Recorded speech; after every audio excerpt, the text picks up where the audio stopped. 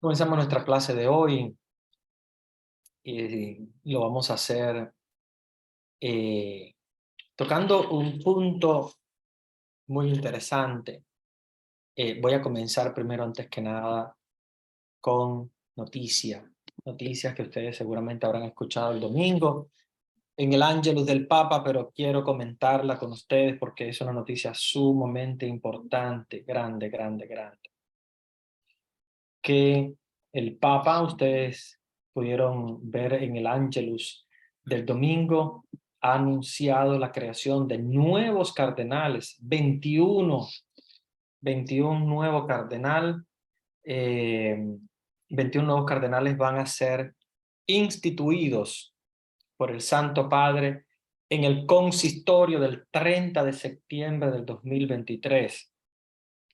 Ustedes saben que el Papa todos los años, siempre en torno a la fiesta de San Pedro y San Pablo, nombra cardenales, nombra nuevos cardenales. ¿Por qué? Porque ya hay muchos que durante el año cumplen los 80 años y se necesita mantener el número de los 120 cardenales electores. Y cuando ese número va bajando, menos de 120, como indica la Pastor Bonus, que es esa constitución apostólica de Juan Pablo II, que designa que siempre tiene que haber 120 electores, o sea, 120 con menos de 80 años, porque ustedes saben que ya cuando se pasan de 80 años, siguen siendo cardenales, pero ya no pueden participar en un eventual cónclave. El cónclave es la reunión que ustedes saben que hacen los cardenales para elegir al nuevo papa. Entonces, bueno, los papas no saben hasta qué momento van a estar vivos y por lo tanto siempre tienen que mantener ese número de 120. Entonces, en el año van algunos cumpliendo los 80 años, entonces el papa, para mantener ese número, nombra alrededor de una veintena de cardenales nuevos cada año, cada 2 años, cuando ya él considera que ya el número va bajando dependiendo de aquellos que van saliendo del grupo de los electores. Acuérdense que siguen siendo cardenales hasta la muerte, ¿ok? Pero ya no son electores cuando cumplen 80 años. Y de hecho hay muchos que han cumplido 80 años, eh, ¿verdad? Que con el pasar del tiempo van cumpliendo después de la elección de Francisco, van cumpliendo 80 años y por lo tanto ya van saliendo del grupo de los electores. Es por eso que él nombró 21 que van a ser creados cardenales. A propósito de esta noticia, quiero comentarles que, porque algunos me dicen, padre, y es una ordenación el cardenalato. No, no es una ordenación. Acuérdense que los cardenales son creados por el Papa con no es una ordenación, sino que es un título. Ah, pero puede ser un sacerdote nombrado cardenal. Sí, y de hecho el Papa ha nombrado, como también los otros papas anteriormente han nombrado también algunos sacerdotes como cardenales. ¿Por qué? Porque acuérdense que el cardenalato no es una ordenación, es un título, ¿ok? No es que le agregue una ordenación. Por ejemplo, un sacerdote que es nombrado obispo, sí, tiene que recibir la ordenación episcopal para ser creado obispo. Pero para ser creado cardenal, no. Para ser creado cardenal, simplemente el Papa hace el nombramiento y de hecho no se celebra una ordenación ese día 30 de septiembre, sino que si ustedes lo van a seguir directamente por Vatican News, por la Radio Vaticana, ustedes se van a dar cuenta que lo que hace el Papa simplemente es la imposición del capello cardenalicio. ¿Qué cosa es la imposición del capello cardenalicio? Es la imposición de bueno, la traducción del capello, porque acuérdense que los nombres están originalmente en italiano, porque, bueno, el Papa vive en Roma y habla italiano, y bueno, de ahí es donde viene el nombre.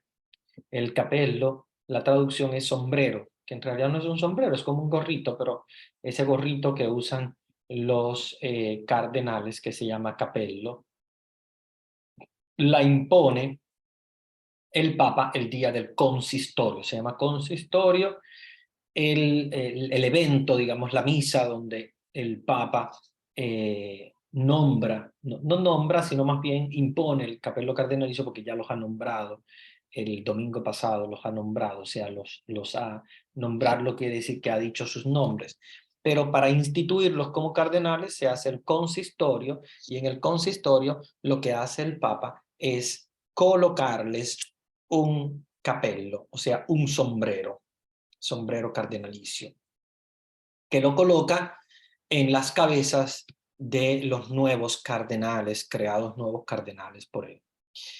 Súper, súper contento porque de hecho hay uno con el cual bueno, tenemos una amistad muy grande, que es el superior de los salesianos, el padre Ángel Fernández, que de hecho, si ustedes han visto en el Facebook, tengo una foto con él. Nos conocimos en Roma, luego me invitó a su provincia religiosa, la provincia de Galicia, León, Galicia, en España, y estuve un verano allí trabajando directamente en la misma parroquia donde él había sido párroco, donde él también hizo su inicio en la vida salesiana. Y después fue nombrado en Argentina el provincial de los salesianos. De Argentina lo mandaron a España de nuevo, porque él es español. Lo mandaron a España de nuevo para ser provincial de los salesianos en España. Luego fue nombrado rector mayor de los salesianos, donde nos encontramos de nuevo en Roma después de habernos encontrado en España por ese tiempo donde fui, fue alrededor del año 2002, 2003. Y después nos encontramos de nuevo en Roma cuando lo nombraron hace alrededor de unos 6 años atrás, cuando lo nombraron rector mayor de los salesianos. Y el domingo, súper, súper contento, vi la noticia de que el Papa lo ha creado cardenal. Y es una noticia histórica porque nunca, nunca un superior de la congregación salesiana, digo que hay varios salesianos que se han nombrado cardenales, pero nunca uno que haya sido el superior de la congregación, que de hecho es sacerdote, para que vean cómo es la cosa, no es obispo, es sacerdote, y ha sido un nombramiento sumamente interesante.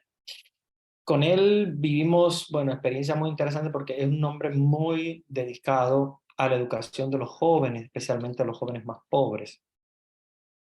Y creo que en eso conectó muy bien con la espiritualidad del Papa Francisco, que como ustedes saben, él le gusta ir a los confines de la tierra, como siempre habla, a los más pobres, a los más marginados, y súper contento con ese nombramiento porque creo que encaja muy bien con la espiritualidad de Francisco. De hecho, una de las cosas que ahora reflexiono, que me llamó mucho la atención cuando yo fui a trabajar en ese verano allá en España, fue que estábamos allí en un campamento con jóvenes y él, siendo el superior religioso de la congregación, para lo que era el norte, Galicia, recuerdo, si mal no recuerdo, no sé si eran cerca de Santiago de Compostela, era Orense, Lugo, Vigo, alguna de esos lugares que es donde yo estuve. Llegó y para hablarle a los jóvenes se sentó en el suelo con los jóvenes y me llamó mucho la atención eso, y ahora que lo veo nombrado cardenal por Francisco digo, algo de del espíritu de Francisco este hombre ya tenía, y eso fue lo que cautivó mucho al Papa Francisco para nombrarlo cardenal. De hecho, me parece un hombre que lleva mucho la espiritualidad de Francisco, sentirse entre los jóvenes, humilde, no en un puesto especial ni nada, sino ahí mismo donde estaban sentados los jóvenes en el suelo. Y esto pues llama la atención, ¿verdad? De una gente que al igual que Francisco quiere como dice Francisco, tener el olor de las ovejas, ¿verdad? El olor de las ovejas, estar en medio de los jóvenes. Eso me llamó muchísimo la atención del nombramiento. Creo que todos los nombramientos son interesantes. Este me llamó la atención porque es un gran amigo, el padre Ángel Fernández.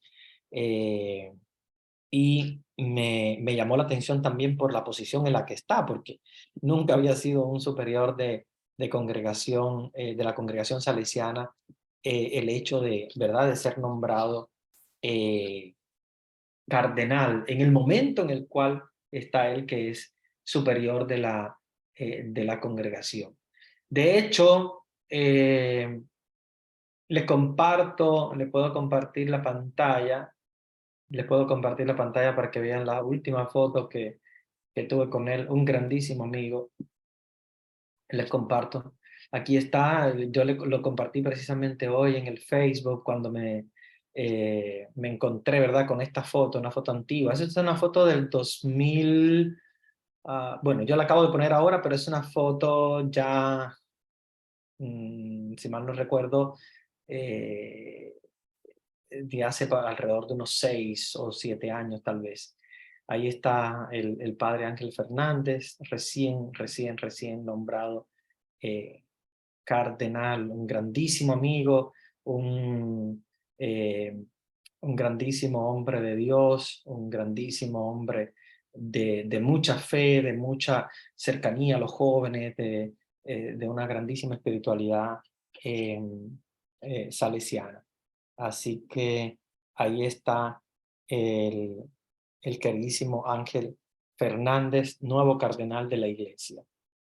Bueno, les comento que no solamente él, sino otros 20 más han sido nombrados por el Papa Francisco en el anuncio del Ángelus el pasado domingo.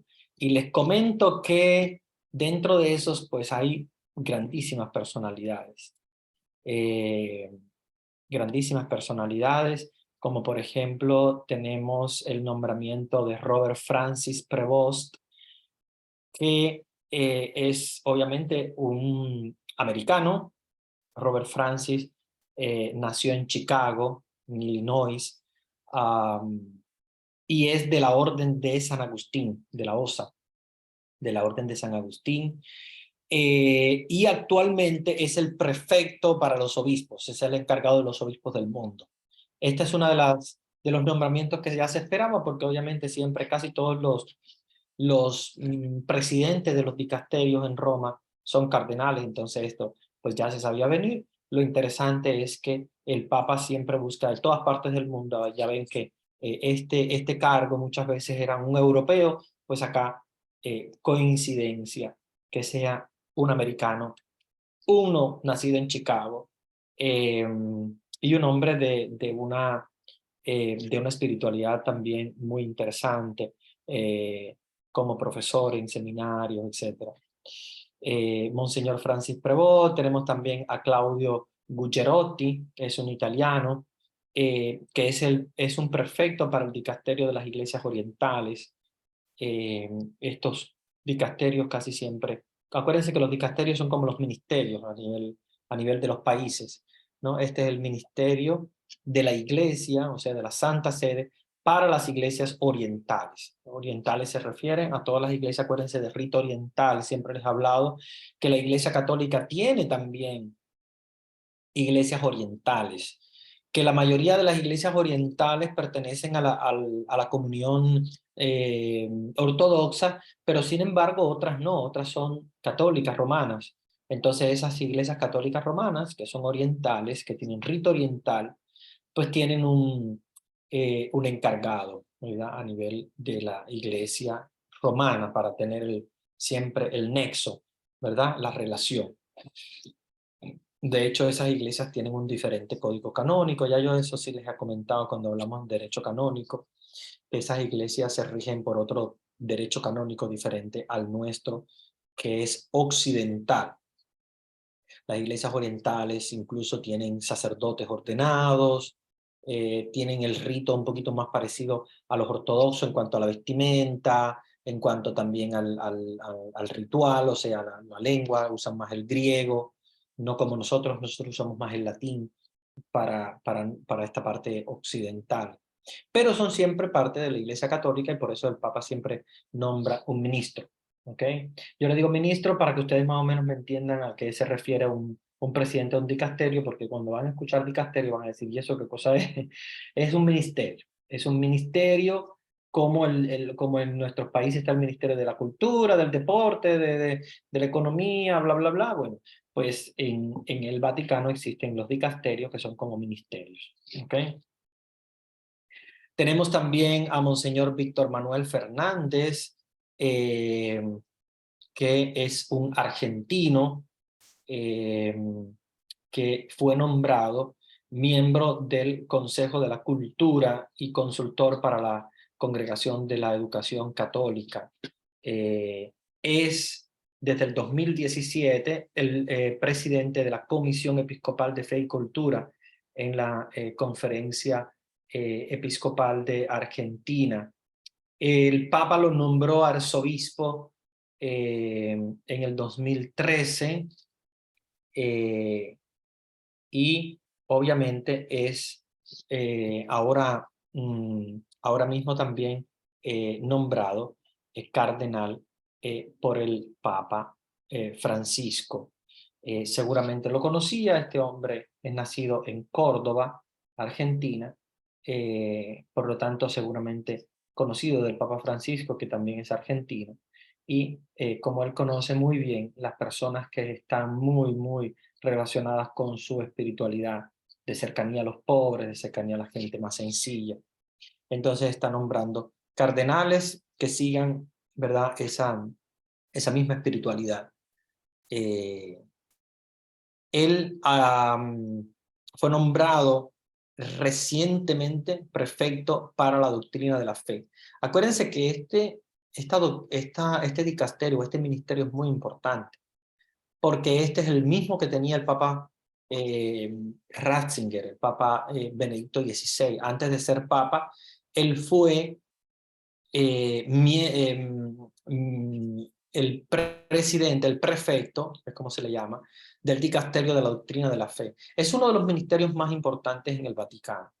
¿Verdad? Ya yo les nombré el de las iglesias orientales, está también el de la educación católica, el de los obispos, que le comenté que también va a ser nombrado cardenal, el ministerio de los obispos, y está este que es el ministerio o dicasterio, como se le llama, de la doctrina de la fe. Entonces es sumamente importante, y ahí está Monseñor Víctor Manuel Fernández, argentino, nombrado por el Papa en ese cargo, que es un cargo sumamente importante. Digamos, yo diría que es como el tercero o cuarto en el Vaticano.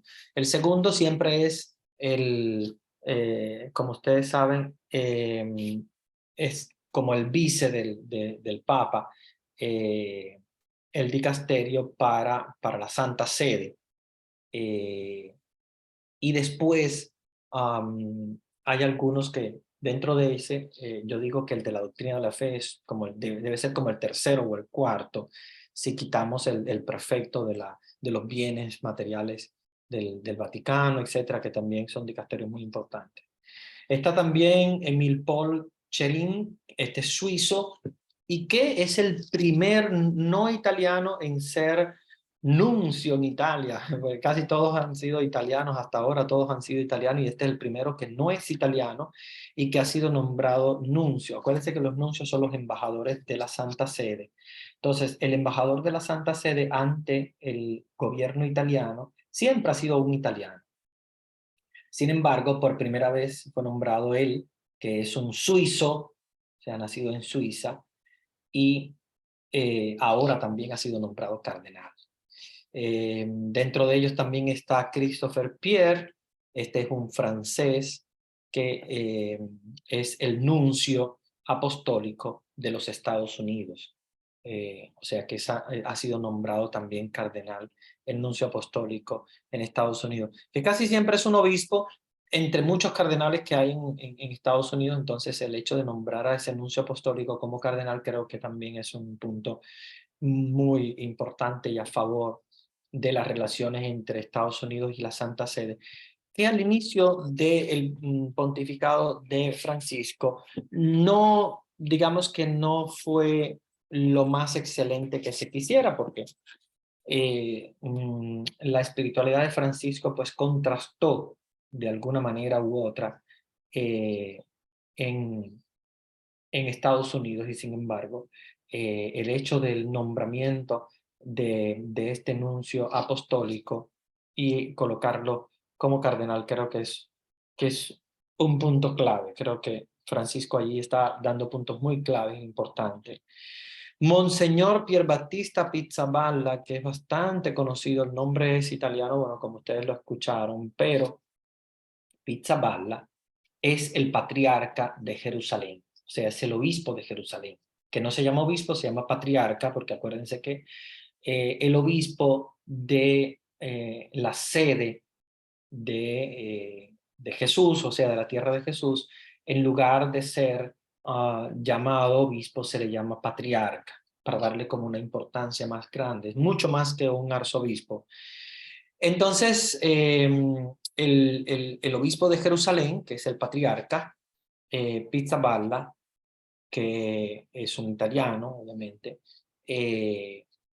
también ha sido nombrado cardenal. Por lo tanto, también un grandísimo nombramiento, porque acuérdense que son sedes muy importantes. Entonces, la sede de Jerusalén, por ser la tierra de Jesús, tiene muchísima importancia. Monseñor Stephen Breslin es un sudafricano que es el presidente de la Conferencia Episcopal Católica de África Austral. También ha sido nombrado cardenal y creo que también es da una importancia grandísima al continente africano, que siempre ha tenido, digamos, sus cardenales también representados en el Vaticano. Un jesuita, Ángel Sixto Rossi, que es nacido en Córdoba, o sea, otro cordobano. Creo que el Papa se inclina de alguna manera hacia los argentinos, lógico, porque los conoce mejor y sabe quiénes son, y él es jesuita también, igual que él, por lo tanto, súper archiconocidísimo del Papa, muy seguro. Él ha sido nombrado también cardenal. Ángel Sixto Rossi, nombrado arzobispo de Córdoba, es también cardenal. Monseñor Luis José Rueda Aparicio, que es de la diócesis de Socorro San Gil en Colombia.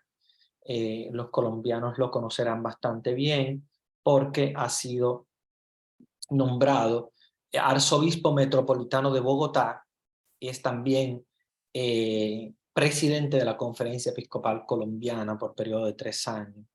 El arzobispo de Bogotá también es nombrado cardenal en este grupo. Monseñor Gregor Rys, no sé si lo pronuncio bien porque es un polaco, nacido en Cracovia, en Polonia, también es nombrado cardenal y recientemente había sido nombrado arzobispo de Lodz, un arzobispado en Polonia, y también ha sido nombrado junto con los nuevos cardenales.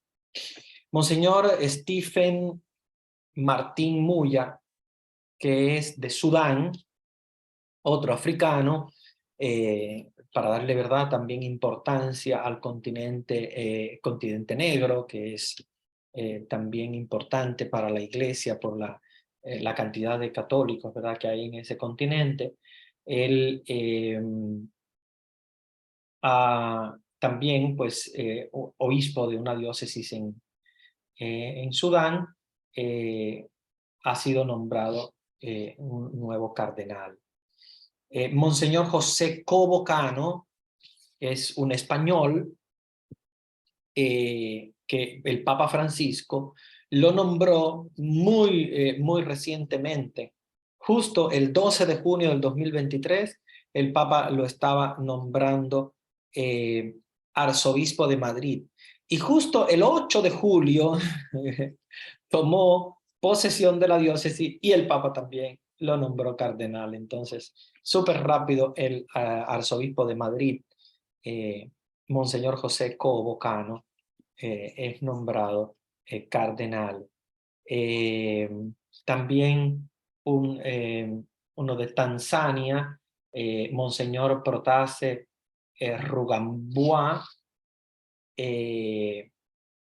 que el Papa lo nombró arzobispo de Tóbora en Tanzania, otro africano, ¿verdad? Para darle también importancia al continente africano.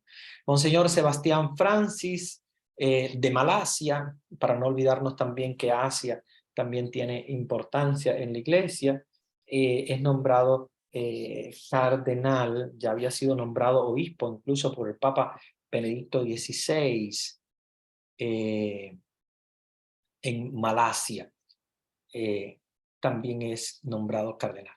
Monseñor Stephen Chow, que es un jesuita, y este tiene una importancia muy grande porque es de Hong Kong.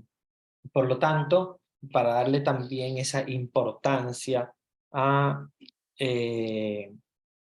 esa provincia china, él ha sido nombrado, fue consagrado obispo hace poco, en el 2021, el 4 de diciembre de 2021 fue consagrado obispo, y tomó la diócesis de Hong Kong, en China, y es nombrado cardenal para darle importancia también al continente asiático. Monseñor François Javier Bustillo, otro español más, nacido en Pamplona, que en la actualidad el Papa lo había nombrado como obispo de Ajaccio, y que es nombrado en este momento como cardenal, dentro incluso de la orden de los franciscanos conventuales, los conventuales. Entonces, François Javier Bustillo, que nació en Pamplona, es también cardenal y de la orden de los franciscanos. Monseñor Américo Manuel Alves, que es de Portugal y es también obispo auxiliar de Lisboa y ordenado en el año 2019.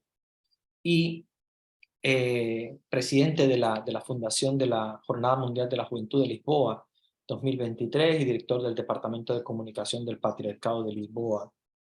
Es también nombrado cardenal.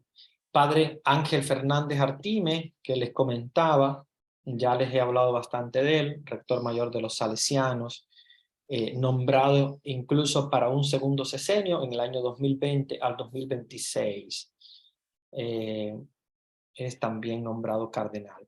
Monseñor Agostino Marchetto, que es un italiano, de hecho ya se reduce el grupo de los italianos, que ha sido siempre el grupo más grande dentro del cardenalato. Siempre hay algunos nuevos que son nombrados, pero ya no es una gran mayoría como era en la antigüedad.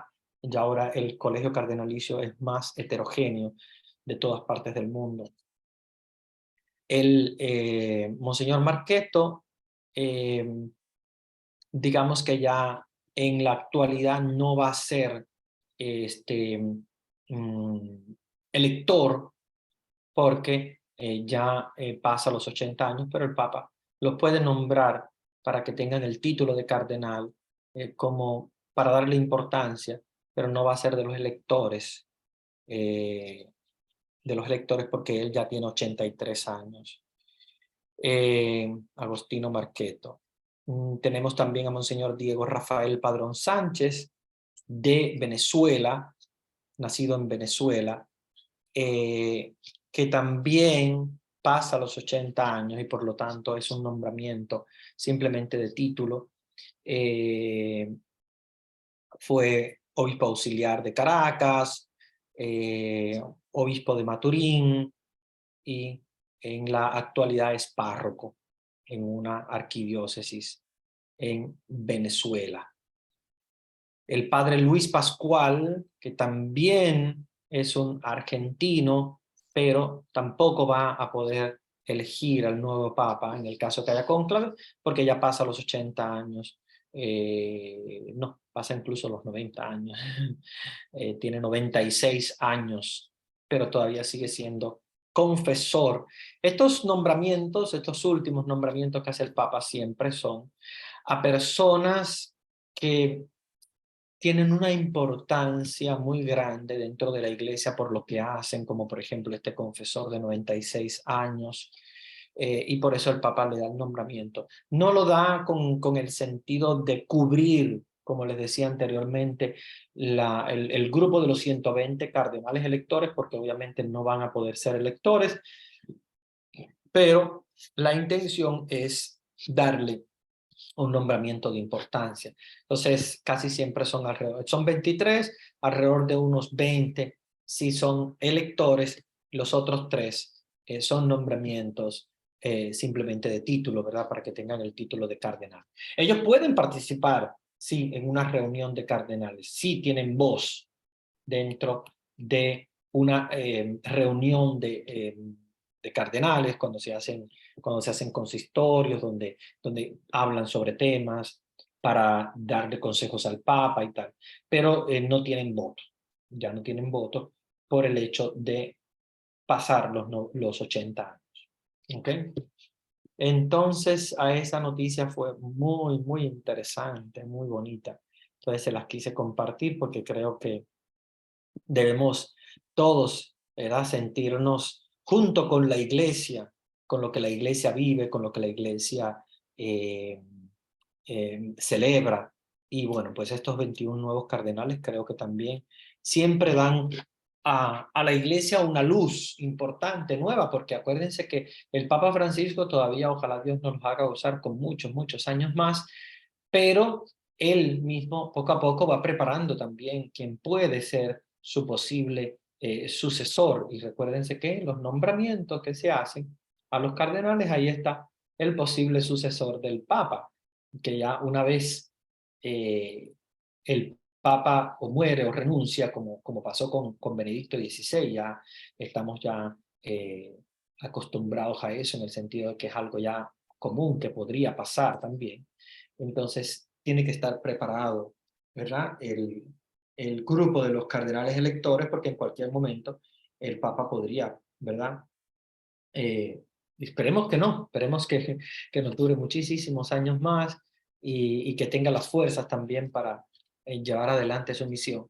Pero él mismo tiene que prepararse ese camino para el próximo, ¿verdad? Que pueda de alguna manera u otra sucederle.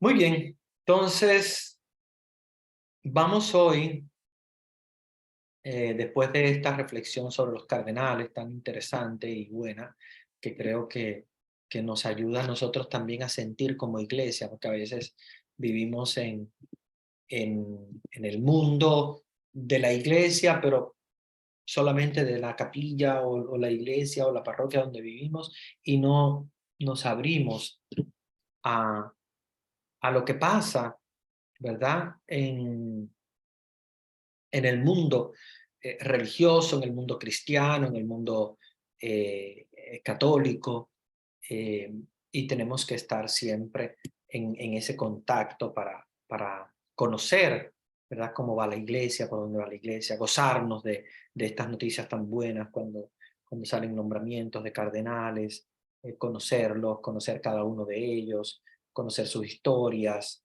y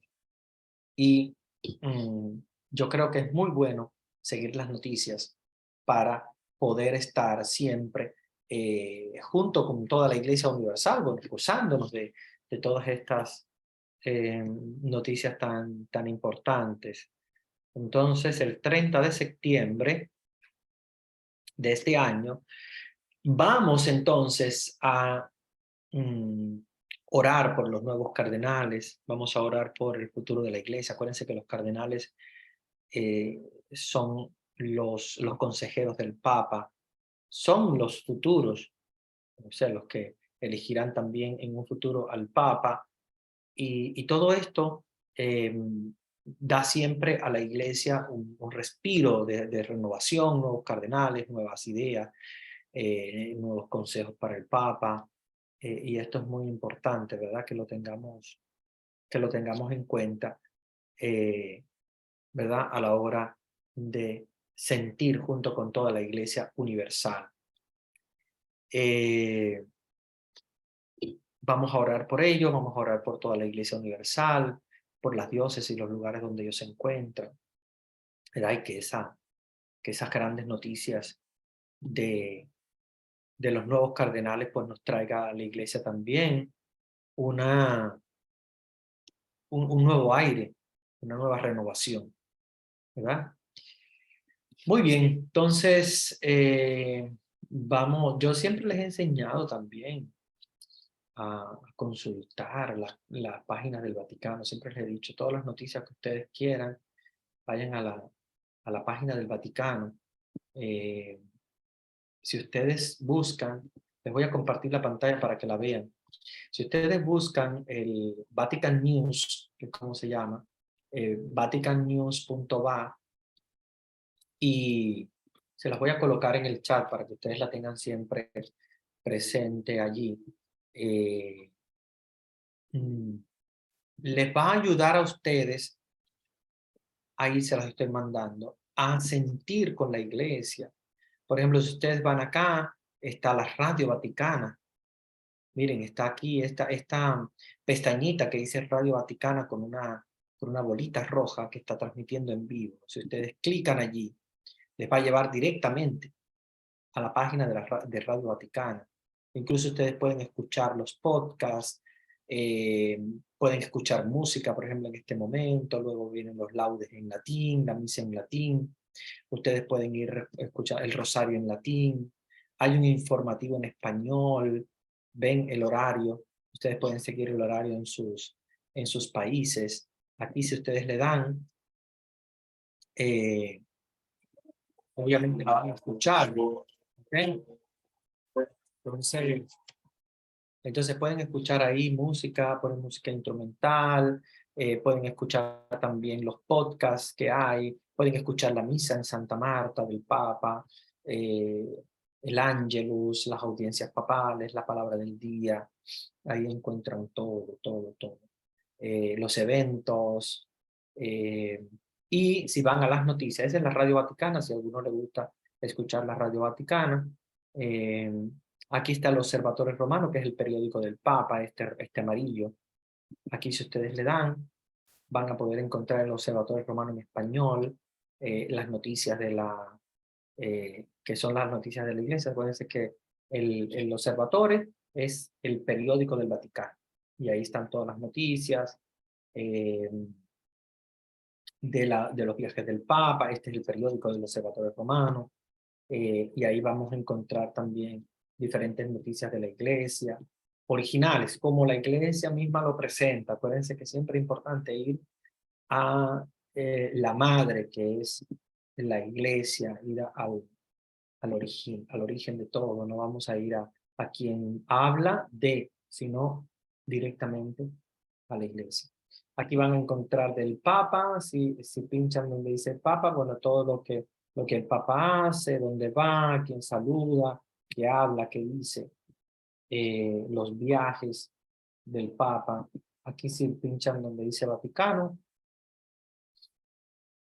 van a encontrarse también con noticias sobre el Vaticano. Aquí, por ejemplo, esta es la noticia de mi amigo, ¿verdad? Nombrado cardenal. Ya ven que es un hombre muy entregado a los jóvenes, a las realidades más pobres, y ahí encontrarán la noticia. Muy bien, voy a dejarles de compartir porque quiero que hablemos hoy en específico en el Evangelio de San Juan. Quiero que hoy hablemos sobre la Eucaristía. Vamos a hablar de la Eucaristía. Quiero que busquemos en nuestras Biblias.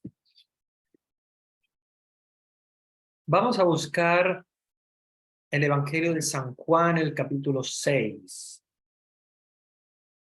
Vamos a buscar en la Biblia de Jerusalén el Evangelio según San Juan, el capítulo 6. Muy bien. Vamos entonces, San Juan, el capítulo 6. Y vamos a leerlo porque es un capítulo sumamente importante. Yo le digo que es un capítulo eucarístico por la importancia que tiene. Es la importancia de la Eucaristía. ¿Ah? Bien, San Juan capítulo 6. Después de esto, se fue Jesús a la otra ribera del mar de Galilea, el de Tiberías. ¿Se recuerdan que yo les hablé, les enseñé las fotos también de el mar de Tiberíades, que le llaman mar de Tiberías, pero no es un mar. Recuérdense que es un lago de agua dulce. Y ellos le llaman mar porque es un lago tan grande que parece como si fuera un mar, pero en realidad es un lago, no es un mar. Es un lago de agua dulce que le llaman el mar de Tiberíades o mar de Galilea, porque Galilea no tiene mar, no tiene salida al mar, entonces por eso le llaman el mar de Galilea. Bien, pero es un lago, es el lago. Así que si ustedes en la Biblia encuentran que dice mar de Galilea, mar de Tiberíades, es lo mismo. O le dicen lago de Galilea, lago de Tiberíades, es lo mismo. Tiene diferentes nombres, pero es el mismo lago que parece un mar porque es grande, pero en realidad es un lago de agua dulce, pero es sumamente grande. De hecho, ahí es donde Jesús se aparece para la pesca milagrosa, cuando Pedro se fue a pescar y no encontraba nada, y Jesús le dice, tíralo a la otra orilla, y hacen la pesca grande, que es la pesca milagrosa. Es el mismo lago donde Jesús camina sobre las aguas, es el mismo lago donde fue Jesús a llamar a los pescadores, es el mismo lago donde hay una tormenta grandísima y se están hundiendo, y le dicen, maestro, no te importa que nos vayamos a morir y tal. Y Jesús calma la tempestad. De hecho, nos contaron que en ese lago muchas veces hay unas tempestades muy grandes, y es por los vientos, y se forma una tempestad de agua y viento dentro del lago que es muy peligroso, porque es grande, es inmenso. Entonces, muy probablemente cuando Jesús calma la tempestad, había una tempestad sumamente grande, así que es muy normal en ese lago.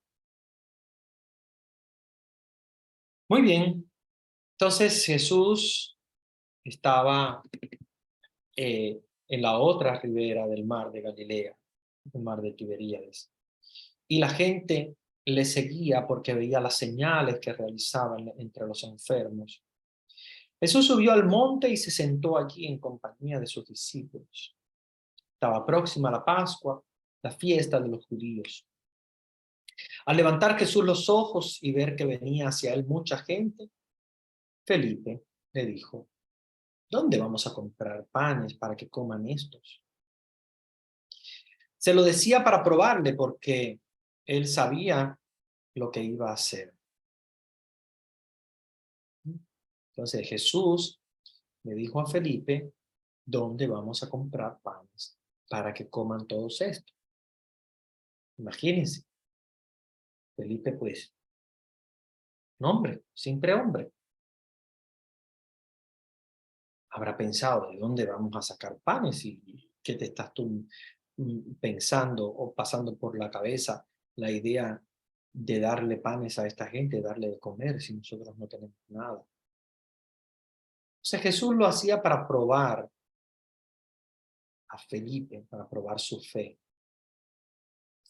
Y Felipe le contesta, 200 denarios de pan no bastan para que cada uno tome un poco.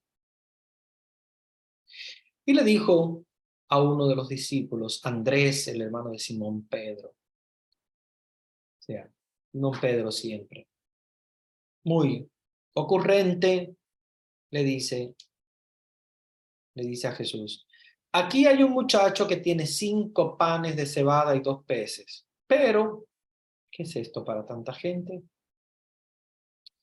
Y Jesús le dijo, hagan que la gente se recueste. Había mucha hierba, se recostaron.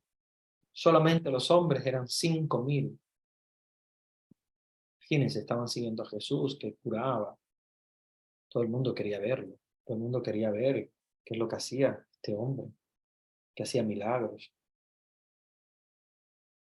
Que habían 5.000 solamente contando a los hombres. Jesús toma los panes, da gracias, los reparte entre los que estaban recostados allí. Y lo mismo hizo con los peces que había. Todo lo que quisieron.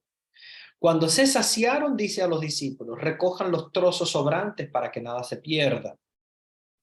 Los recogieron, pues, y llenaron 12 canastos con los trozos de los 5 panes de cebada que sobraron a los que habían comido. Al ver la gente la señal que había realizado, les dijo, este es verdaderamente el profeta que iba a venir al mundo. Dándose cuenta Jesús que intentaban venir a tomarle por la fuerza para hacerle rey, huyó de nuevo al monte del sol. ¿Por qué Jesús huye en esta circunstancia? Jesús se da cuenta de que están cambiando su misión. Jesús les alimenta porque es Dios, de Él viene el alimento. Jesús multiplica los panes porque su mensaje es un mensaje muy claro, es un mensaje de compartir. Cuando se comparte, alcanza para todos. Pero los judíos y toda la gente que estaba reunida allí no estaban pensando de esa manera. Ellos simplemente, la idea clave que tenían en la mente era, este es el nuevo David. Este es el que va a venir a hacer un reinado en Israel igual que el de David. O sea, en otras palabras, este va a arreglar el país. Es como cuando pensamos muchas veces en un presidente, este sí es el que va a venir a arreglar el país. Este sí es el que va a mejorar la economía. Eso es lo que pensaban los judíos. No estaban pensando en Jesús como Dios, ni tampoco Jesús como un líder religioso. Estaban viendo a Jesús como una mentalidad política, como una mentalidad mundana. Entonces Jesús, ¿qué hace? Se va. Jesús se va. Jesús no quiere involucrarse en una realidad que no le compete. Versículo 16. Al atardecer bajaron sus discípulos a la orilla del mar y subiendo a una barca se dirigían al otro mar, al de Cafarnaúm. Había ya oscurecido y Jesús todavía no había venido donde ellos. Soplaba un viento fuerte. Y el mar comenzó a encresparse. Sí, empieza la lluvia, un viento, y el mar empezó a encresparse, empezó a hacer olas, hacen olas muy altas allí, a pesar de que no es un mar como tal, que es un lago, pero es un lago que crea olas con el viento y con la lluvia. Cuando habían remado unos 25 a 30 estadios, ven a Jesús que caminaba sobre el mar y se acercaba a la barca. Tuvieron miedo. Pero él les dijo, soy yo, no teman. Quisieron recogerle en la barca, pero enseguida la barca tocó tierra en el lugar donde se dirigían. Al día siguiente, la gente que se había quedado al otro lado del mar vio que allí no había más que una barca y que Jesús no había montado en la barca con sus discípulos, sino que los discípulos se habían marchado solos. Pero llegaron barcas de Tiberíades cerca del lugar donde habían comido pan. Ojo con esto, porque es muy importante el por qué estas personas siguen a Jesús.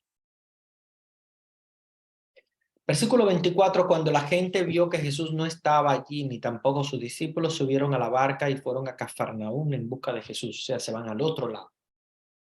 Ven que el mar se atraviesa, o el lago, de lado a lado. Entonces, al otro lado del lago es la ciudad de Cafarnaúm. Y cuando se encuentra a la orilla del mar, le dicen a Jesús, Rabí, que quiere decir maestro, ¿cuándo has llegado aquí?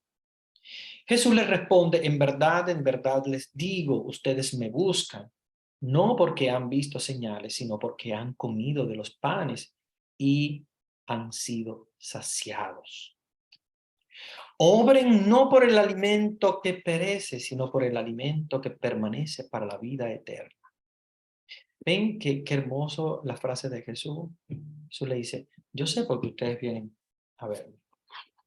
Ustedes vienen a verme precisamente no porque ustedes han comido del alimento espiritual, sino que ustedes me están buscando precisamente porque se alimentaron la panza, en otras palabras, ¿verdad? Entonces, la gente sigue a Jesús porque lo ven como un líder político, social, que da de comer, que simplemente es un líder que alimenta las barrigas. Sin embargo, Jesús es muy claro. Dice, en verdad les digo, ustedes me buscan no porque han visto señales, sino porque han comido de los panes y se han saciado. O sea, vienen a verme porque ustedes se saciaron la barriga. Claro, obviamente, vienen buscándome para que les dé más comida. Dice en el versículo 27, obren no por el alimento perecedero, sino por el alimento que permanece para la vida eterna. El pan es perecedero. Se lo comieron y al otro día ya tenían hambre de nuevo. ¿No? Eso le dice, no obren por ese alimento que perece, sino por el alimento que da vida eterna. Obren no por el alimento perecedero, sino por el alimento que permanece para la vida eterna, el que les dará el Hijo del Hombre. Porque a este es a quien el Padre Dios ha marcado con su sello. Ellos le dijeron, ¿qué hemos de hacer para obrar las obras de Dios? Y Jesús les respondió, las obras de Dios es que crean en quien Él ha enviado. Y ellos le dijeron, ¿qué señal haces para que viéndola podamos creer en ti? ¿Qué obras realizas? Nuestros padres comieron el maná en el desierto, según está escrito, pan del cielo les dio a comer. Jesús les respondió, en verdad les digo, no fue Moisés quien les dio pan del cielo, es mi Padre el que les da el verdadero pan del cielo. Porque el pan de Dios es el que baja del cielo y da vida al mundo. Entonces ellos dijeron, Señor, danos siempre de ese pan. Jesús le dijo, yo soy el pan de la vida. El que venga a mí no tendrá hambre, y el que cree en mí no tendrá nunca sed. Pero ya les he dicho, me han visto y no creen. Todo el que me dé el Padre vendrá a mí, y al que venga a mí no lo echaré fuera, porque he bajado del cielo no para hacer mi voluntad, sino la voluntad del que me ha enviado. Es el inicio de la Eucaristía. Es el inicio del mensaje clave de Jesús sobre la Eucaristía. Jesús está dándonos un claro mensaje de que Él viene para entregarse y entregarse como pan del cielo, como pan bajado del cielo. como Eucaristía. No va a realizar la Eucaristía hasta el Jueves Santo, pero ya desde Juan capítulo 6, Jesús se va anunciando como pan del cielo. Vean que Jesús, Juan 6 ya lo dice, yo soy el pan que he bajado del cielo. Y todavía no ha celebrado la última cena. O sea que Jesús no ha celebrado todavía la Eucaristía, pero ya la está anunciando.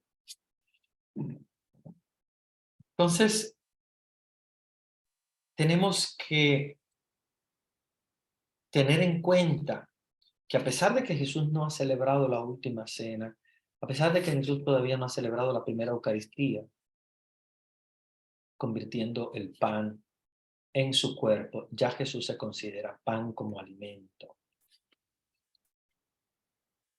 En nuestras Eucaristías, cada vez que celebramos la Eucaristía, cada vez que elevamos el pan, en el momento de la consagración, se hace presente Jesús. Jesús se hace presente con un milagro, se hace presente en su cuerpo y en su sangre. Y en ese momento entramos en una comunión profunda con Él al punto de que ya desde el momento en el cual el sacerdote dice las palabras de la consagración, Jesús se hace presente allí, en ese pedazo de pan, en ese poco de vino. Para nosotros, ¿ya? Lo hace para nosotros, lo hace para la salvación. Entonces tenemos que entender que si Jesús se nos está ofreciendo como alimento espiritual, es porque Él mismo viene. No es un recuerdo. Los evangélicos trabajan la última cena como un recuerdo. Dice, Jesús celebró la última cena, nosotros podemos celebrarla, pero es un recuerdo, es como para recordar a Jesús. No, no es recordar a Jesús, Él mismo lo dijo, este es mi cuerpo, tomen, coman de Él. Eso nos está dando su alimento espiritual y nos ha dicho, hagan esto en memoria mía. Para los evangélicos, hagan esto en memoria mía, hagan esto como para recordar, como para conmemorar. Como si nosotros, por ejemplo, no sé, vamos a tocar un piano, una obra de Beethoven para recordar a Beethoven. No, esto no es lo mismo. Esto no es un recuerdo. Esto es un memorial de la Santa Cena. Y el memorial es ejecutar las cosas como si estuviese pasando en el mismo momento. Y de hecho pasa. De hecho, Jesús se hace presente en la Eucaristía. Jesús se hace presente real en la Eucaristía y eso nos lo muestra una vez más los milagros eucarísticos. Ustedes conocerán algunos de ellos. Yo quiero compartir en la pantalla para hablarles del milagro eucarístico del Lanciano, que es uno de los milagros eucarísticos más famosos de toda la historia. Y es una hostia que se ha convertido en carne y tiene el mismo grupo sanguíneo de la Santa Síndone. Se recuerdan que él hablaba de la síndone, de la sábana de Jesús. Tiene el mismo grupo sanguíneo. Es la presencia de Jesús ante este monje que no creía. Y Jesús se hace presente en carne. La hostia se convierte en carne. De hecho, ustedes la ven. Es un pedazo de carne que se ha un poco retirado porque acuérdense que es un tejido de corazón, de miocardio, de un corazón. Y el vino se convirtió en sangre real. Yo quiero compartirles esto porque me parece un video muy interesante, muy bueno. que ustedes van a disfrutar muchísimo. Van a disfrutar muchísimo. Se los voy a poner y escúchenlo con atención porque eh, es el recuento, es el recuento de cómo Jesús quiso hacerse presente en esa hostia, el momento de la consagración, y en ese cáliz, para que pudiéramos creer en él. Cuando le faltaba fe, al celebrante de la Eucaristía le faltaba fe. Y él hizo el milagro para hacernos ver que él se hace presente en su cuerpo y en su sangre. Voy a compartirles, no sé si tengo que compartirles también el audio. Déjenme detenerla, compartir, para volver a compartirles, porque quiero compartirles bien la pantalla, que lo puedan escuchar. Y voy a compartir audio y optimizar video para que ustedes puedan verlo bien. Ok, este es el video, vamos a estar bien atentos para escuchar la explicación de qué es lo que pasó. Hoy les voy a hablar del milagro eucarístico de Lanciano en Italia. Lanciano es una pequeña ciudad medieval ubicada en la región de Abruzzo, en la costa del mar Adriático de Italia, entre San Giovanni Rotondo, santuario dedicado al Padre Pío, y Loreto, lugar donde se venera la casa de la Virgen María. Su nombre se deriva de la palabra lanza, porque en ella se veneraba a Longinos, llamado también Legonciano, el soldado que traspasó el costado de Cristo, quien, de acuerdo a la tradición, nació en este lugar.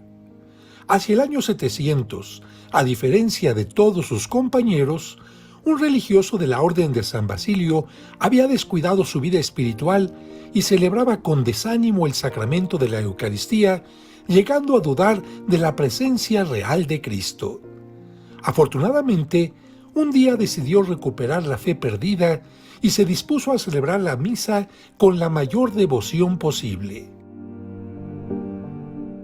Pocos instantes después de haber pronunciado las palabras que consagran el pan y el vino, observó que el contorno de la hostia grande que utiliza el sacerdote comenzó a convertirse en carne y el vino en sangre real y verdadera. Como en aquel tiempo los sacerdotes celebraban la misa de espaldas al pueblo, los fieles se dieron cuenta hasta que el ministro comenzó a temblar y a llorar sin control por el arrepentimiento, gozo y agradecimiento que le provocó aquel portento. Después del milagro, la carne se mantuvo intacta, pero la sangre se solidificó en el cáliz, dividiéndose en 5 fragmentos de diferentes tamaños, con formas irregulares. Para evitar que la hostia se enrollara al secarse, se fijó a un pedazo de madera y se colocó en un relicario de marfil junto con las partículas de sangre. Esta es una maqueta del santuario donde se venera el milagro.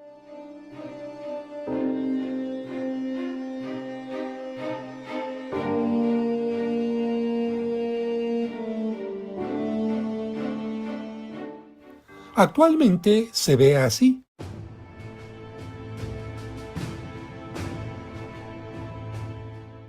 Esta es una vista aérea del lugar. La flecha indica la parte por donde se entra. Nosotros vamos a caminar por aquí, por estos arcos para ingresar al santuario, pero antes vamos a ubicarnos. La torre es el campanario de la catedral que está ubicada aquí, en la Plaza del Plebiscito, en el centro de Lanciano.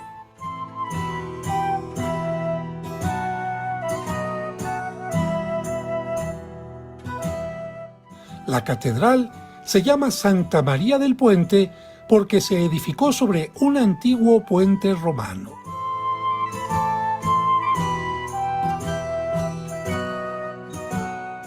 A muy poca distancia de ella, observamos esta otra torre que indica el lugar del santuario, y junto a estos arcos ya camina nuestro grupo de peregrinos mexicanos al lugar.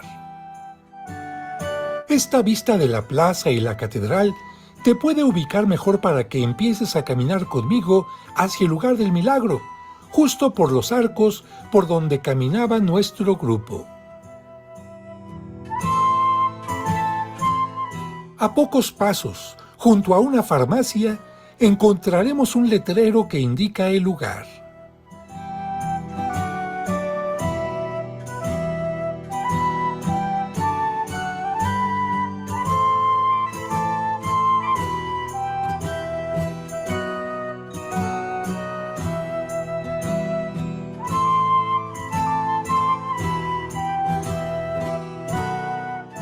La fachada es simple y rectangular, magnífico ejemplo de la arquitectura simple y solemne de influencia francesa de Borgoña.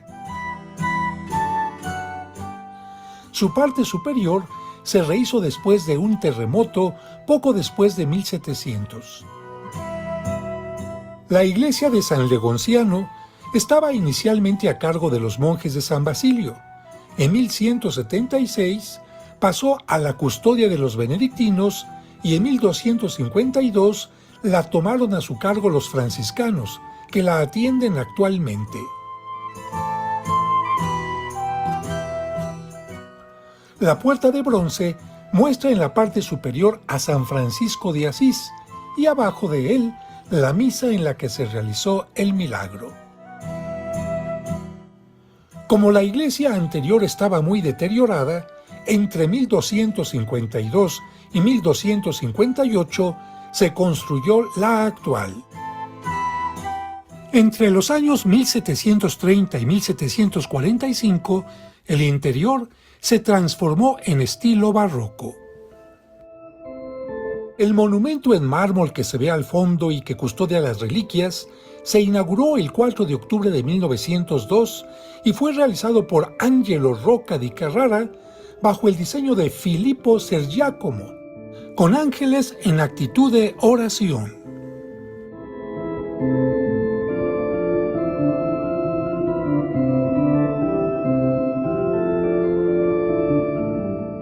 Afortunadamente, tuve la oportunidad de estar a solas frente al relicario para poder tomar estas imágenes para ti.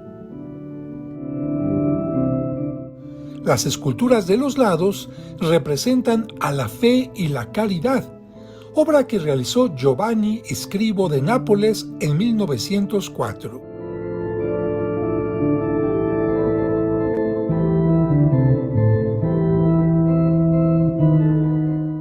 Así se ve la iglesia desde el altar.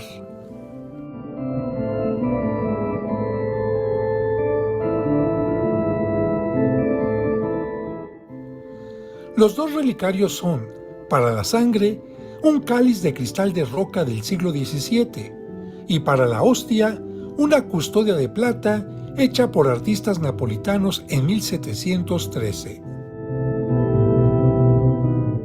Los 5 fragmentos de sangre coagulada son de diferentes tamaños, pero cualquier combinación pesa en total lo mismo. Es decir, 1 pesa lo mismo que 2, 2 pesan lo mismo que 3 y 3 pesan lo mismo que los 5. Estas imágenes hablan mucho más que 1000 palabras.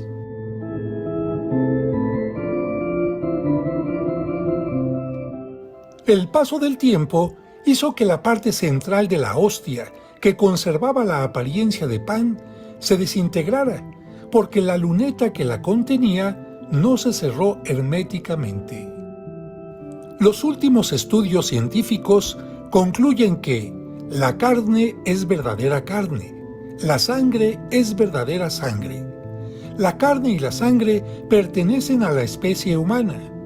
La carne está constituida por el tejido muscular del corazón.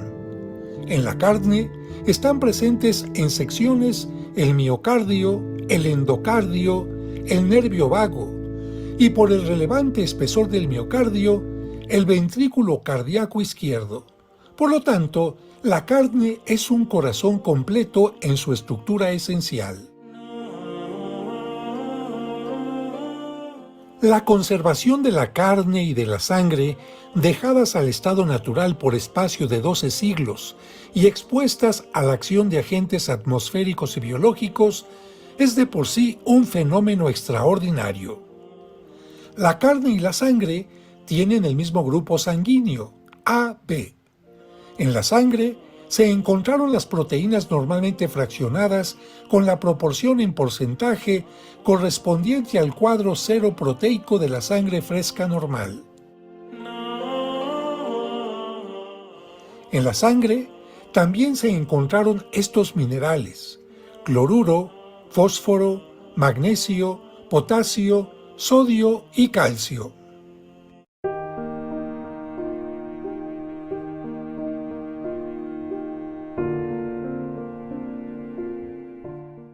En la parte posterior del altar se encuentra esta capilla de adoración, desde donde se puede ver la reliquia desde otro ángulo. Y es que es imposible no maravillarse y caer de rodillas en adoración por el gran regalo de la Eucaristía.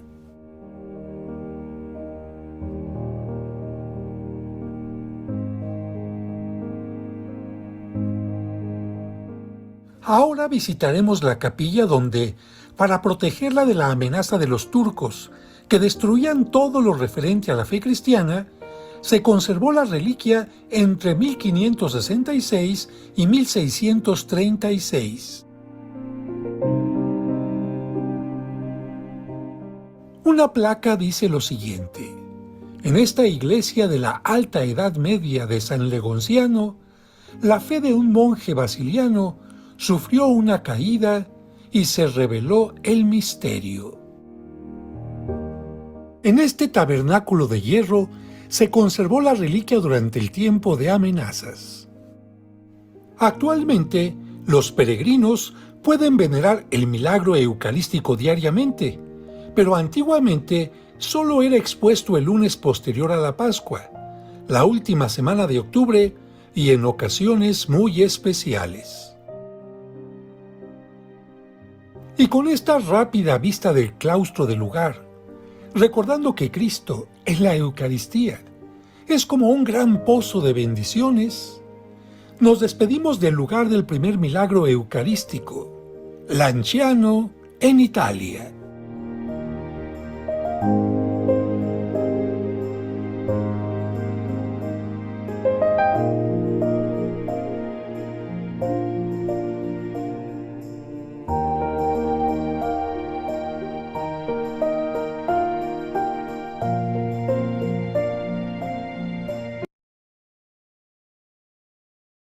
Muy bien, voy a dejar de compartir la pantalla. Bien. Bueno, ya les he presentado este maravilloso milagro, que para mí es uno de los milagros más grandes que hay, que es el milagro de la Eucaristía.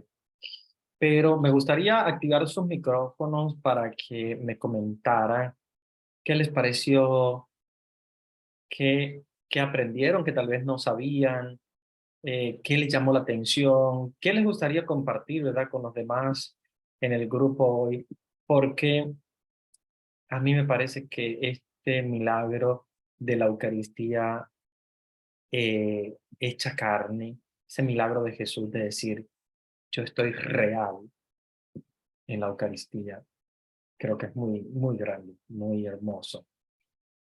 Entonces, voy a, voy a darles la posibilidad de reactivar sus micrófonos para que participen. Me gustaría escucharles.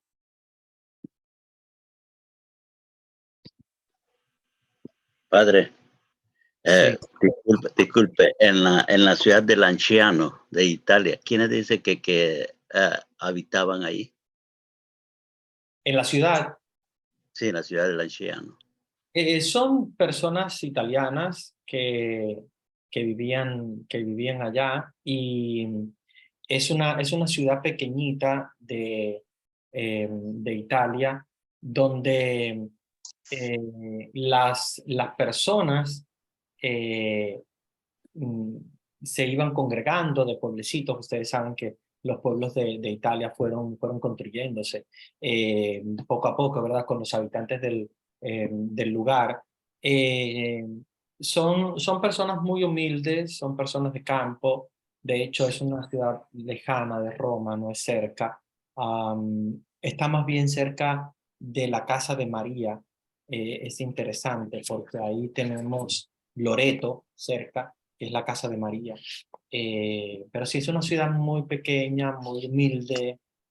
Y sí, las personas de allí pues son habitantes humildes de un pueblecito de Lanciano, como les comentaba, y tienen una importancia muy grande por este milagro eucarístico que hubo.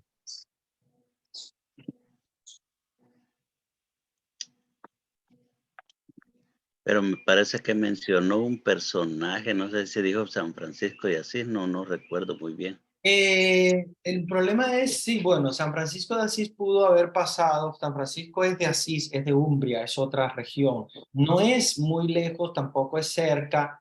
Digamos que mm, San Francisco, como ustedes saben, se pasó, ¿verdad?, por muchas regiones de Italia evangelizando. Llegó bastante lejos, incluso llegó hasta Roma. Eh, y obviamente pudo haber pasado por esos lugares. No tenemos una certeza muy grande porque lo que conocemos muy bien son Laverna, Crecho, Roma, eh, lugares así específicos que sabemos que él estuvo. Pero sí, muy probablemente San Francisco haya pasado por Padre, Lanciano. padre, Muchas buenas gracias. noches. Buenas noches. Yo pienso que la duda que el hermano tiene es que el padrecito que narró habló que allí vivió el soldado que le dio con la lanza a Jesús. Ah, sobre eso. Yo pienso que eso es la duda que él tiene. Es eso, Carlos. La cosa es que es posible, pero la cosa es que cuando yo lo iba a anotar, se me fue. Ah, Y ustedes siguieron en otro, ya se me cruzó y seguía oyendo el resto. puede que haya sido entonces eso, gracias a la hermana que intervino. Muchas gracias. Muy bien. ¿Alguien más que quiera compartir sus impresiones? ¿Qué les pareció? ¿Qué les pareció el video?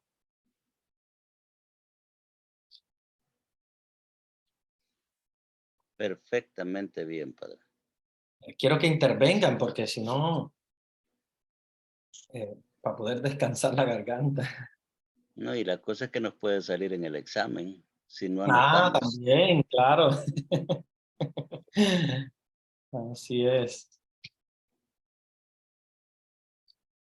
A mí una de las cosas que más me llamó la atención de este gran milagro es la similitud que tiene precisamente con con la sábana santa. La sábana santa es un milagro fuerte de la resurrección de Jesús, de la pasión de Jesús. Y el milagro del Lanciano es una prueba muy fuerte de la presencia de Jesús en la Eucaristía y cómo estas dos cosas tienen una en común, que los investigadores de una y de la otra se han dado cuenta de que tienen el mismo grupo sanguíneo, sea la sábana santa, que precisamente la hostia consagrada del Lanciano. Entonces, el hecho de que tenga el mismo grupo sanguíneo, a pesar de que sean cosas muy diferentes, una en un lado, otra en el otro, diferentes épocas completamente, sin embargo, ahí nos damos cuenta de la similitud. Y una de las cosas que a mí más me llamó la atención también es que los investigadores, cuando se dan cuenta qué tipo de carne es, se dan cuenta que es carne de corazón. O sea, no es ni siquiera cualquier tipo de carne. O sea, Jesús se hace presente en su sagrado corazón, su sacratísimo corazón, carne de su corazón, que se entrega de amor, ¿verdad?, hacia los hombres. Entonces, esa entrega de amor grande que hace Jesús de donar a su cuerpo, que es su corazón, ¿verdad?, básicamente, De hecho, los investigadores han logrado distinguir que es miocardio específicamente y es una hostia real, es una hostia real convertida en carne de miocardio. Yo creo que es un milagro grande. No es que nosotros necesitemos los milagros para creer, todos los cristianos deberíamos creer sin ver, ¿verdad? Como dice Jesús a Tomás, dichosos los que creen sin haber visto, porque es la fe. Si vemos ya no es fe, es evidencia. Pero a pesar de eso, conociendo, ¿verdad? Cómo somos pecadores, limitados, eh, que Jesús se haga presente, que diga, sí estoy acá presente, confía que lo que estás tú comiendo, alimentándote, es mi propio cuerpo vivo y real y mi propia sangre. Yo creo que esto es un milagro que nos abre las puertas a la mente a poder entender cuán grande puede ser, ¿verdad?, la entrega de nuestro Señor, la entrega de Jesús en su cuerpo y en su sangre. Y completamente tener la certeza de que Jesús está viniendo a nosotros cada día que comulgamos, cada vez que vamos a la comunión, cada vez que nos alimentamos. Viene Jesús a nuestra alma para alimentar el alma, para venir a acompañarnos. Entonces esta es la certeza grande, ¿verdad? De que tenemos un Dios poderoso que no nos deja solos, que nos acompaña día a día, que está allí presente, real, vivo. Y la adoración, si ustedes logran ir a Lanciano, que son lugares hermosos, no solamente en Lanciano, hay un milagro eucarístico de Orvieto, también muy bonito, pero allí ya no es como el de Lanciano. El de Lanciano me gusta más porque la hostia consagrada se hace completamente carne y el vino se hace completamente sangre. Sin embargo, hay otros milagros. Hay el milagro eucarístico de Orvieto, también es muy famoso, pero en el milagro eucarístico de Orvieto es el corporal del sacerdote, que cuando parte la hostia se llena de sangre. Sumamente bonito, sumamente hermoso, de hecho expuesto también en Orvieto. Estuve presente en los dos lugares, pero el de Lanciano es una maravilla como ver la presencia de Jesús en su cuerpo y en su sangre, es hermoso. Pero varios milagros eucarísticos han sucedido, no solo son estos, claro, estos son los más fuertes, los más fehacientes, pero hay muchos milagros eucarísticos de Jesús diciendo, estoy aquí, estoy presente. Padre, en el asunto de cuando usted dijo que la sangre se encontró A y B, se supone que es el grupo A y B, ¿verdad? A, B. Entonces, ¿cuál sería el RH? ¿Sería positivo o negativo? El RH, según los investigadores, es negativo. Ah, ok. RH menos. Y Ujú. acuérdense que negativo no tiene que ver con nada, porque a veces uno piensa que el negativo, a la idea negativo o positivo, sino que Ujú. los RH son en el sentido de la forma de la célula sanguínea, entonces como un menos o un más, pero no es porque tenga un sentido de un tipo u otro. Vamos a ver en el chat que han comentado, maravilloso, realmente es emocionante, hasta las lágrimas, ver cómo nuestro Señor se revela a nosotros, pecadores y muchas veces incrédulos. Qué impresionante, la verdad no lo sabía, y a pesar de los años que lleva en ocurrir el milagro, sí, esto también es muy bonito lo que comparte este hermano acá. Y el vino aún se conserva, la verdad es un gran misterio, y de coincidir el tipo de sangre, la verdad me sorprende las maravillas de Dios. Sí, qué bueno este comentario que tú haces, porque esto también es algo que a los científicos le llama mucho la atención, cómo a pasar de los años, después de tantos años, son cientos y cientos de años, normalmente la carne se destruye, igual la sangre. Y la sangre, la única cosa que ha pasado es que se ha coagulado, porque obviamente es normal. Una sangre con el paso del tiempo se coagula. De hecho, la sangre se coagula en segundos. En un minuto, una sangre se puede coagular cuando sale del cuerpo, pero no se ha no se ha hecho polvo como normalmente, ¿verdad? Pasa con el ser humano, que la sangre y la carne se destruyen completamente, se pudren, se hace polvo, se mantiene intacta, tal cual como en el momento en el cual apareció. Otra que se mantiene bastante intacta es la sangre de San Genaro. No sé si ustedes conocen muy bien el milagro de San Genaro por su martirio. La sangre que se recuperó del martirio de San Genaro, que fue guardada como reliquia, ella está coagulada durante todo el año, pero el día de San Genaro la sangre se hace líquida. De hecho, está como la del milagro del Lanciano, está en un ostensorio de cristal para que se pueda ver.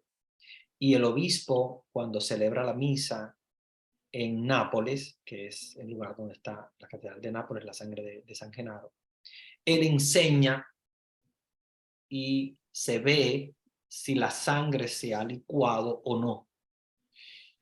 No todos los años la sangre se licúa. Y los años que la sangre no se licúa, generalmente suceden cosas horribles. De hecho, hubo un terremoto fortísimo en esa zona de Italia, un año en el cual la sangre de San Genaro no se licuó. La gente generalmente va a celebrar la misa el día de San Genaro, el obispo presenta la sangre, cuando se licúa pues es una alegría grandísima, la gente súper contenta. Acuérdense que San Genaro es el patrono en Nápoles, el mártir San Genaro. Y cuando la sangre no se licúa, pues ya saben que pueden pasar graves tragedias, y de hecho han pasado tragedias muy graves como el terremoto aquel que mató muchas personas. La sangre de Jesús se conserva en este ostensorio de cristal, enseñándola, coagulada, obviamente es una sangre coagulada, pero no se ha, después de tantos cientos de años, no se ha corrompido como lo normal, ¿verdad? Que el cuerpo y la sangre de un ser humano se corrompen. Muy buena tu reflexión, me trajo, ¿verdad?, a la mente también esta parte interesante. Hola, buenas noches, Padre, muy maravilloso este milagro de la Eucaristía. Ahí está la gran manifestación del Señor Jesús. Aún muchos no creen la presencia del Señor Jesús, eso es cierto. Muchos no creen, pero como dice la misma Sagrada Escritura, tienen ojos y no ven, tienen oídos y no oyen, y muchas veces el corazón está cerrado. Este milagro eucarístico es muy parecido al de Orvieto. En junio el Corpus Christi lo recordamos. Claro, sí, Corpus Christi recordamos siempre los grandes milagros. Orvieto, Lanciano, los milagros eucarísticos. Buenas noches, Padre, es muy bonito el milagro. Uno siente cada vez que recibimos la Santa Comunión y soy muy feliz. Y lo vi cuando el Padre lo guardaba en el sagrario. Lo vi su rostro.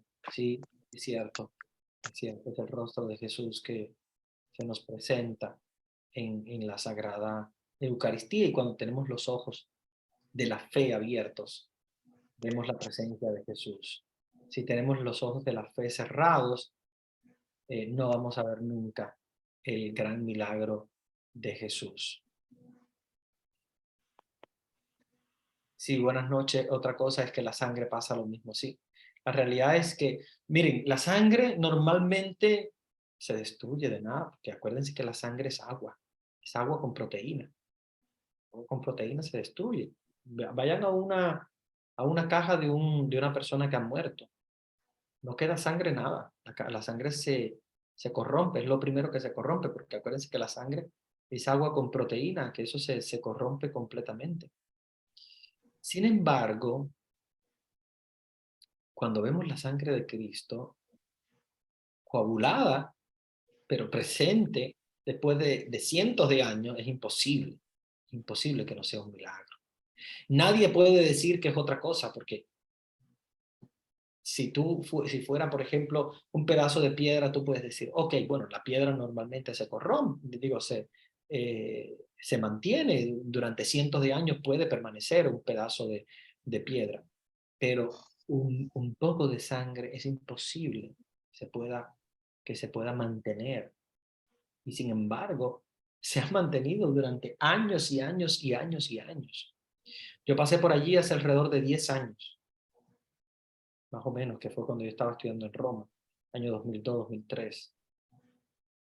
Y después, no, más de 10 años, porque estamos en el 23, o sea, ya 20 años. Wow, tiempo pasa, nos ponemos viejos. Pero después de 20 años y la sangre está intacta. Después de 20 años, cualquier sangre, cualquier difunto sería nada. Se consume completamente. Sin embargo, se mantiene para que creamos, para que veamos y podamos creer. Como Jesús cuando se manifestó a Tomás, que le dijo, Tomás, a ver, ven, mete tu dedo para que veas que soy yo, para que no seas incrédulo, sino creyente. Aunque él dijo, dichosos los que creen sin haber visto, pero lo hizo para que creyéramos. Buenas noches, Padre, es algo maravilloso el milagro, cómo Jesús se hace presente y precisamente cuando uno tiene falta de fe, ahí está una muestra. Cada vez que tengamos falta de fe, vayamos a buscar a Jesús en la Eucaristía y verán cómo Jesús Eucarístico nos va a recuperar de nuevo la fe. Hola, buenas noches, Padre. Acá en la Argentina hubo un milagro en la parroquia de Santa María que la hostia se convirtió en carne. Hay varios milagros eucarísticos en el mundo.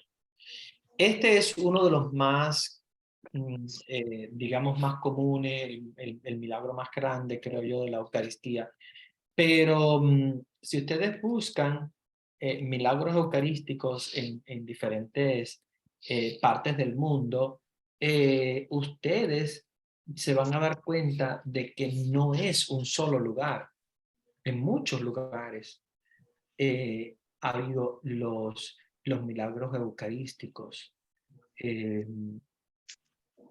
Y bueno, si ustedes buscan el de Lanciano, es el número 1 por el tiempo, las condiciones en las cuales se mantienen. Hay milagros eucarísticos también sucedidos.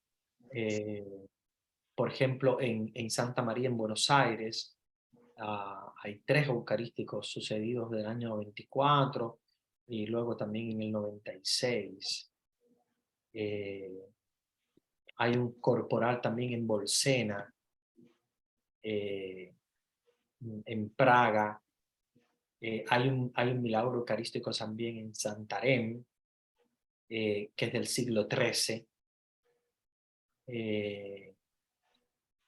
Hay un milagro de Casia, en Siena, de parte de un sacerdote. Hay varios milagros eucarísticos, sería bueno que pudiéramos investigar sobre eso y buscar. Si tienen tiempo, búsquenlo. Y lo pueden buscar en YouTube, lo pueden buscar en Google. Y documentarse sobre los milagros eucarísticos para amar la Eucaristía, para amar la Eucaristía. Jesús se hace presente para eso, para que no dejemos de tener fe en la presencia de que Él está allí, que Él no se ha ido, que Él se hace presente a través de la Eucaristía. Entonces es muy importante que nosotros amemos siempre la Eucaristía. Bueno, hermanos, nos quedan 5 minutos. Vamos a... Padrecito, buenas noches. Yo tengo una duda, sería tan amable de ayudarme. Yo colaboro en mi parroquia con los ministros y mi duda es si de pronto el momento de repartir la Eucaristía, alguna partícula cae en el piso y tal vez no la alcanzo a ver, pero sí vi que se cayó. O sea, ¿cómo sería de actuar ahí? O de pronto, bueno, ya la vería, digamos, ya, y la recogería, pero porque cayó al piso no me la puedo llevar a la boca. O sea, ¿cómo sería de actuar ahí, Padrecito? Sí. Si sería tan amable. Muy buena pregunta la tuya, porque eso puede pasar. De hecho, se usa siempre la patena para que no caiga ninguna partícula. Lo importante, el primer paso es enseñar a los monaguillos a que usen la patena para que de alguna manera u otra siempre viajen con la Eucaristía. O sea, siempre el monaguillo debe colocar la patena debajo de las manos del sacerdote, y cuando el sacerdote da la Eucaristía, acompañar la mano del sacerdote con la patena para que llegue hacia debajo de la boca de la persona, para que en ese viaje que hace la Eucaristía, ¿verdad?, la patena esté custodiando siempre, ¿ya? Que es para las partículas y es para si se cae también la hostia, porque puede caerse. Entonces, cuando se cae una partícula, no se lleva a la boca por una cuestión, obviamente sabemos de higiene, no sabemos obviamente ese piso que hay, y para evitar, ¿verdad?, que la persona pueda contraer algún tipo de enfermedad o lo que sea, pues lo que hacemos es que recogemos la partícula, no la podemos dejar en el piso. Y dentro del sagrario, todas las parroquias tienen un vaso con agua, que es un objeto sagrado, donde el sacerdote lo usa para las partículas. Por ejemplo, cuando el sacerdote se lava las manos de las partículas que tiene o la ingiere, muchas veces lo que hacemos es que le damos al monaguillo, ¿verdad?, con las manos que hemos tocado la Eucaristía, le damos la mano, él echa el agua, nos lavamos para que esas partículas caigan en el cáliz y ingerirlo, porque eso es comunión. O de lo contrario, hay otras iglesias donde eso lo colocan en un vaso con agua donde van todas esas partículas. Al final, ese vaso con agua que está siempre en el sagrario porque es presencia de Cristo, eso viene utilizado para alimentar un ser vivo, que en este caso son unas plantas, ¿ok? Para alimentar unas plantas de la iglesia, que siempre se usa para eso. Igual también cuando se lavan los paños, acuérdense que los corporales también tienen partículas, y que son partículas a veces invisibles. Los que ayudan en la sacristía saben cómo lavar los paños. No se pueden echar así como la lavadora y listo, y echarle el detergente, no. Eso tiene que lavarse primeramente en un agua donde caen todas las partículas. Después se puede lavar en una lavadora o lo que sea, pero primero tiene que echarse en agua y quitar todas las partículas que hay, porque esa agua donde están esas partículas sagradas tiene que ir obligatoriamente a un lugar en la iglesia que se utiliza para la reserva de esa Eucaristía que ha caído al piso, que prácticamente no es ingerible porque no, a veces no se ve, no son partículas que son visibles. Pero mi consejo es que si tú ves que cae una partícula y es visible, la recojas como ministro de Eucaristía, la lleves al sacerdote y que el sacerdote la coloque en ese vaso con agua dentro del sagrario como reserva de la Eucaristía, y casi siempre una vez cada cierto tiempo, entonces el sacerdote la puede colocar en un servido, no puede ser desechada, sino un servido. Generalmente son plantas ornamentales dentro de la iglesia, ¿ok? Como alimento espiritual también para los seres vivos. Entonces, Muchas gracias, padrecito. muy bien. Gracias a ti, porque yo sé que esa es la pregunta que muchas personas también tienen cuando ven eso. Pero la Eucaristía hay que amarla. Vamos a seguir hablando de esto en la próxima clase. Por hoy ya vamos a terminar, pero la Eucaristía hay que amarla. Tengan muy en cuenta de que hay personas que hacen sacrilegio con la Eucaristía. Hay que estar... La última preguntita, padre, perdone, sobre la sangre, cuando cae al piso. En nosotros, los ministros de Eucaristía, nos enseñaron a que debemos de poner un purificador encima, pero ¿cómo limpiarlo después? ¿Lo restregamos o no? Pues yo sé que no. Entonces, ¿cómo se haría? El purificador te absorbe la mayor parte, ¿ok? No vas a restregar porque obviamente también entonces el corporal se llena de suciedad, que no es tampoco positivo. Si tratamos de absorber la mayor cantidad posible, ¿verdad? Que no quede nada, pero no conviene, sobre todo si es un piso muy sucio, restregar, porque obviamente más que absorber la sangre de Cristo, lo que vamos a absorber también son suciedades que hay a veces en los pisos. Pero sí hay que absorberla con un purificador. Tiene que ser obligatoriamente el purificador, que es el que se usa para purificar el cáliz también, y es el que contiene, de hecho, cuando purificamos el cáliz, contiene también los restos de sangre de Cristo. Y acuérdense que el purificador también, junto con el corporal, van lavados en un lugar con unas metodologías especiales para no desechar nada de la Eucaristía. Muy bien, voy a darle la bendición. Vamos a seguir hablando sobre este tema porque es un tema muy importante, pero vamos a seguir hablando ya en la próxima clase. Hoy no tenemos aviso porque yo creo que Vanesita ayer los dio y ustedes estaban la mayoría presentes allí. Voy a darles entonces la bendición para que puedan dormir en paz. El Señor esté con ustedes. Y con su espíritu. La bendición de Dios Todopoderoso, Padre, Hijo y Espíritu Santo descienda sobre ustedes y permanezca para siempre. Amén. Amén. Que tengan una linda noche. Muchas gracias, Padre, igualmente. Noches, Padre.